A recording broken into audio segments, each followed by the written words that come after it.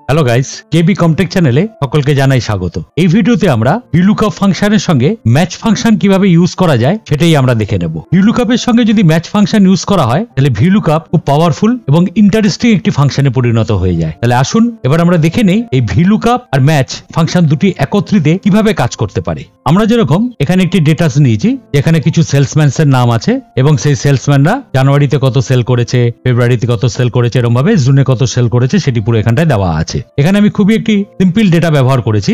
এবার আমরা এখানে দেখে নেব এই ডেটার উপরে ভিলুকআপ প্লাস ম্যাচ ফাংশন কিভাবে কাজ করতে পারে। প্রথমে আমরা এখানে নরমাল ভিলুকআপ এবং ভিলুকআপের সঙ্গে যদি আমরা ম্যাচ ফাংশন ব্যবহার করি তাহলে দুটির মধ্যে কি ধরনের পার্থক্য সেটা আগে আমরা একটু দেখে নেই। যেরকম এখানে এই যে সেলটি আছে, এখানে আমি নরমাল ভিলুকআপ লাগিয়েছি। আমি এটাকে ডবল ক্লিক করছি, আপনারা দেখতে পারবেন এখানে লেখা আছে ভিলুকআপ। প্রথমে এখানে বলা আছে লুকআপ ভ্যালু, অর্থাৎ লুকআপ ভ্যালু আমি যে সেলসম্যানের নামটি দেবো তার মে মাসের যে সেলটি সেটি এখানটায় দেখিয়ে দেবে, তাই জন্য আমি এই সেলটিকে সিলেক্ট করে দিয়েছি। এবার আমরা চলে আসছি এখানে টেবিলারে বলতে আমি এই পুরো জায়গাটিকে সিলেক্ট করে নিয়েছি। এবার কলাম ইন্ডেক্স নাম্বার, এখানে যে রোহিত আছে আর যে মে মাসের সেল আছে এখান থেকে দেখুন এটি হলো ফার্স্ট কলাম, এটি সেকেন্ড কলাম, এটি থার্ড কলাম, এটি ফোর্থ কলাম, এটি ফিফথ কলাম, এটি সিক্সথ কলাম। তাহলে এখানে সেই জন্য যেহেতু রোহিতের এখানে মে মাসেরটি সিক্সথ কলামে আছে তাই জন্য আমরা এখানে কলাম নাম্বারটি লিখে নিয়েছি 6, এক্সাক্ট ম্যাচের জন্য আমরা এখানটা লিখে দিয়েছি 0। করার পর আমরা যদি এখানে দেই তাহলে দেখুন এখানে রোহিতের মে মাসের যে সেলটি আছে সেটি এখানটায় শো করে দিচ্ছে। কিন্তু আমি যদি এখানে চেঞ্জ করি নামটিকে, ধরা যাক আমি এখানে নামটি লিখে দিলাম, লিখে এন্টার দিলাম, তখন অমিতের মে মাসের যে সেলটি আছে সেটি এখানটায় দেখিয়ে দিচ্ছে। বাট এখানে যদি আমি মের জায়গায় অন্য কোনো মান্থের নাম লিখি, মনে করা যাক আমি লিখলাম ফেব্রুয়ারি, তখন কিন্তু ও সেটি দেখাচ্ছে না, কারণ অমিতের ফেব্রুয়ারি মাসের যে সেলটি আছে সেটি আছে এখানে 15,000, কিন্তু এখানে কিন্তু অমিতের মে মাসের যে সেলটি আছে সেটি দেখাচ্ছে। তার জন্য আমাদের কি করতে হবে, আবার এখানে ভিলুকআপ এখানে ডবল ক্লিক করতে হবে। এবার ফেব্রুয়ারি এখানে কোন কলামে আছে, এটা ফার্স্ট কলাম, সেকেন্ড কলাম, ফেব্রুয়ারি সেখানে থার্ড কলাম। তাহলে আমাকে এখানে এই 60কে মুছে দিয়ে এখানটায় 3 করে দিতে হবে। দিয়ে যদি আমি এন্টার দেই তখনও অমিতের ফেব্রুয়ারি মাসের সেলস অ্যামাউন্টটি দেখিয়ে দিচ্ছে। এখানে একটি প্রবলেম হলো, আমি যদি বারবার এখানে সেলসম্যানের নাম আমি এখানে দিতে পারি, যেহেতু এটি এখান থেকে চেক করে নেবে কোন সেলসম্যান, বাট আমি যদি এখানে মান্থের নামগুলি চেঞ্জ করি তাহলে বারবার আমাকে এখানে ভিলুকআপে গিয়ে এখানে যে আমার কলাম ইন্ডেক্স নাম্বারটি আছে সেই নাম্বারটি আমাকে বারবার চেঞ্জ করতে হবে। বাট এটি অল্প কিছু ডেটার ক্ষেত্রে সেটি সম্ভবপর হয়, কিন্তু লার্জ ডেটার ক্ষেত্রে এই ব্যাপারটি মোটেই সম্ভবপর নয়। এই সমস্যার সমাধান আমরা ভিলুকআপের সঙ্গে ম্যাচ ফাংশন ব্যবহার করে করতে পারি। যেরকম আমরা এখানে এই সেলটিতে আমরা ভিলুকআপের সঙ্গে ম্যাচ ফাংশনটি ব্যবহার করেছি। ভিলুকআপের ক্ষেত্রে এখানে কি হচ্ছে, প্রথমে এখানে ভিলুকআপ কি করছে, এখান থেকে প্রথমে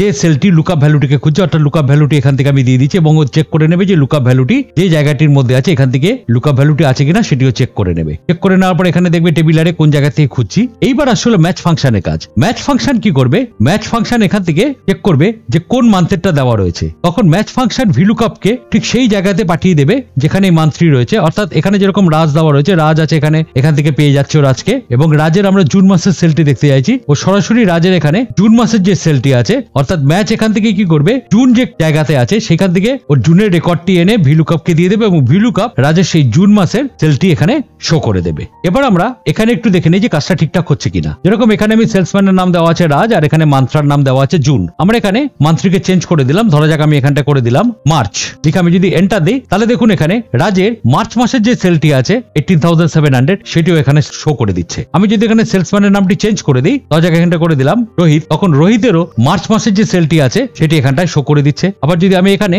মান্থের নামটি চেঞ্জ করে দিই, আমি এখানটা এপ্রিল করে দিলাম, তাহলে এখানে কি করছে, রোহিতের এপ্রিল মাসের যে সেলটি আছে সেটি এখানটায় শো করে দিচ্ছে। তার মানে ম্যাচ ফাংশন কি করছে, ম্যাচ ফাংশন এখান থেকে মান্থটিকে ক্যালকুলেট করে নিচ্ছে এবং ম্যাচ ফাংশন ভিলুকআপকে সেই মান্থের ওখানে পাঠিয়ে দিচ্ছে এবং সেখান থেকে মান্থটিকে নিয়ে ভিলুকআপ টোটাল রেজাল্ট আমাদের এখানে শো করে দিচ্ছে। তাহলে এই হলো ভিলুকআপের সঙ্গে ম্যাচ ফাংশন ইউজ করার সুবিধা। কিন্তু আমরা যদি শুধুমাত্র ভিলুকআপ ফাংশনটি ব্যবহার করতাম তাহলে আমাদের প্রত্যেকবারের ক্ষেত্রে এই কলাম নাম্বারটি আমাকে বারবার হাতে লিখে দিতে হতো, যেটা আমরা একটু আগেই দেখে নিলাম। প্রথমে আমরা এখানে সিম্পল ভিলুকআপ ফর্মুলাটি ব্যবহার করছি। এখানটা লিখলাম equal to V lookup first bracket, lookup ভ্যালুর জন্য আমরা এখানে এই সেলটিকে সিলেক্ট করে দিলাম, কমা, টেবিলারের জন্য আমরা এখান থেকে পুরো অ্যারেটিকে সিলেক্ট করে দিলাম, কমা। এবার এখানে যে নামটি লেখা আছে রোহিত এবং এখানে মান্থটি দেওয়া আছে এপ্রিল, তাহলে রোহিত মানে এপ্রিল এখানে, তাহলে এপ্রিলটা কোন কলামে আছে, এটা first column, second column, third, fourth, এটা ফিফথ কলাম। তার জন্য আমরা এখানটা লিখে দিলাম 5 এবং এক্সাক্ট ম্যাচের জন্য লিখে দিলাম 0, ফার্স্ট ব্র্যাকেট ক্লোজ, এন্টার। তাহলে এখানে ভিলুকআপ কি করলো, এখান থেকে রোহিতকে খুঁজলো, রোহিতকে খুঁজে রোহিতের এপ্রিল মাসে যে সেলটি আছে সেটি যে কলামে আছে সেখান থেকে তার সেলসটিকে এখানটায় রিটার্ন করে আমাদের দেখিয়ে দিল। এবার নর্মাল ভিলুকআপ লাগানোর করানোর পর এখানেও সে একই প্রবলেম। আমরা যদি এখানে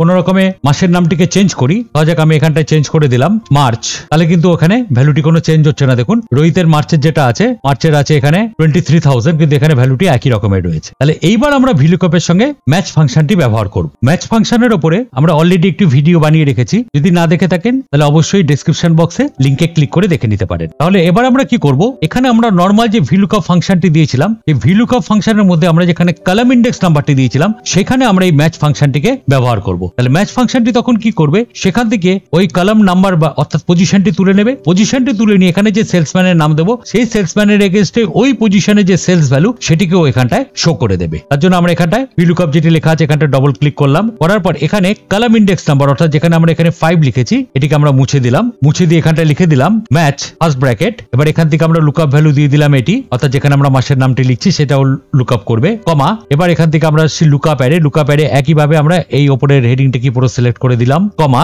এক্সাক্ট ম্যাচের জন্য আমরা দিয়ে দিলাম 0 ফার্স্ট ব্র্যাকেট ক্লোজ, তারপর কমা দিয়ে আবার 0, যেটি ভিলুকআপের জন্য অলরেডি দেওয়াই আছে। এবার যদি আমরা এখানে এন্টার প্রেস করি তাহলে দেখুন এখানে রোহিত এখানে সেলসম্যান, আর তার ফেব্রুয়ারি মান্থের যে সেলস আছে সেটি আছে 31,000। এবার আমরা দেখে নিই রোহিতের ফেব্রুয়ারি মাসের সেলস আছে 31,000। আমরা যদি এখানে ফেব্রুয়ারিটাকে চেঞ্জ করে আমরা যদি এখানটায় লিখে দিই মনে করা যাক মে, তাহলে এবার দেখুন রোহিতের মে মাসের যে সেলটি আছে 37,000 সেটি দেখিয়ে দিচ্ছে। আমি যদি আবার এখানে নামটিকেও চেঞ্জ করে দিই, মনে করা যাক এখানটা করে দিলাম, তাহলে সুবিডের এখানে মে মাসের যে সেলটি আছে সেটি দেখিয়ে দিচ্ছে। আবার যদি এখান থেকে আমি মান্থের নামটি চেঞ্জ করে দিই, ধরা যাক এখানটা করে দিলাম মার্চ, তাহলে এবার সুবিডের মার্চ মাসের যে সেলটি আছে সেটা দেখিয়ে দিচ্ছে। তার মানে ম্যাচ ফাংশন কি করছে, এখান থেকে মার্চের যে ভ্যালু আছে অর্থাৎ এইখান থেকে যে কলামের যে পজিশন, মার্চ যে পজিশনে আছে সেই কলাম পজিশনটি তুলে নিচ্ছে, সেই পজিশনটি তুলে নিয়েও ভিলুকআপের কাছে পাঠিয়ে দিচ্ছে। ভিলুকআপ সেই পজিশন অনুযায়ী তার যে সেলস অ্যামাউন্ট সেটি এখানটায় শো করে দিচ্ছে। এই হলো ভিলুকআপের সঙ্গে ম্যাচ ফাংশন কি করে ব্যবহার করা যায়। আশা করি সকলেই ভালোভাবে ব্যাপারটি বুঝে গেছেন। ভিডিওটি যদি ভালো লেগে থাকে তাহলে অবশ্যই লাইক, শেয়ার এবং সাবস্ক্রাইব করবেন, আর কমেন্ট করে অবশ্যই জানাবেন ভিডিওটি কেমন লাগলো। পরবর্তী ভিডিও খুব তাড়াতাড়ি নিয়ে আসছি, সঙ্গে থাকুন।